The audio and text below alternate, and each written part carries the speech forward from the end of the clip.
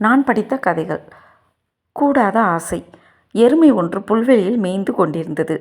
எருமையின் பாதம் பட்ட புல்வெளியில் இருந்து வெட்டுக்கிளிகள் அங்குமிங்குமாக தெறித்து ஓடின.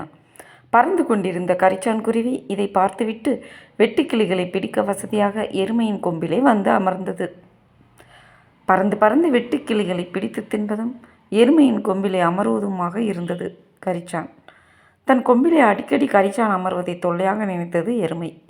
கரிச்சானை விரட்ட வாளை ஆட்டினாலும் எட்டவில்லை, தலையை அசைத்து விரட்ட நினைத்தாலும் முடியவில்லை. அந்த வழியாக வந்த நரி எருமையின் கொம்பில் சவாரி செய்யும் கரிச்சான் குருவியை கண்டது. தானும் எருமையின் மீது சுகமாக சவாரி செய்ய வேண்டும் என்று அதற்கு ஆசை வந்தது.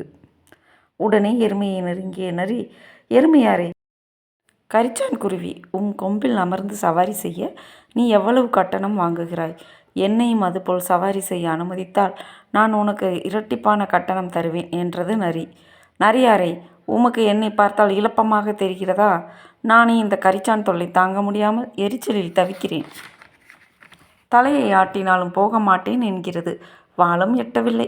இதில் உன்னையும் நான் சுமக்க வேண்டும் என்கிறாயா என்றது எருமை. சேச்சே, உருவத்தில் பெரியவரான உம்மை நான் கிண்டல் செய்ய முடியுமா? உமது முதுகில் சவாரி செய்தால் சுகமாக இருக்கும் என்றுதான் கேட்டேன்.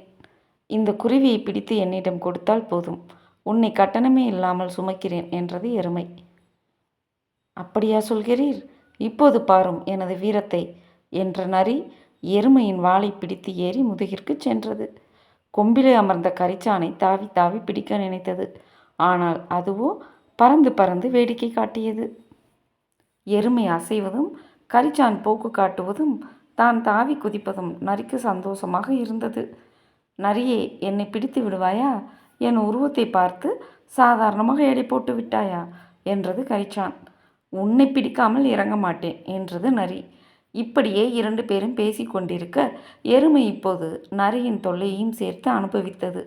நரியாரே, நீர் கரிச்சானை பிடித்தது போதும், என்னால் உங்கள் இருவர் தொல்லையும் தாங்க முடியவில்லை.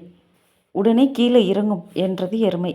எருமையாரே, கொஞ்சம் பொறும், இந்த முறை கரிச்சான் மாட்டிவிடும் என்று தன் கூரிய நகங்களை நீட்டிக்கொண்டு பாய்ந்தது நரி. கரிச்சான் வழக்கம்போல் பறந்துவிட நரியின் நகங்கள் எருமையின்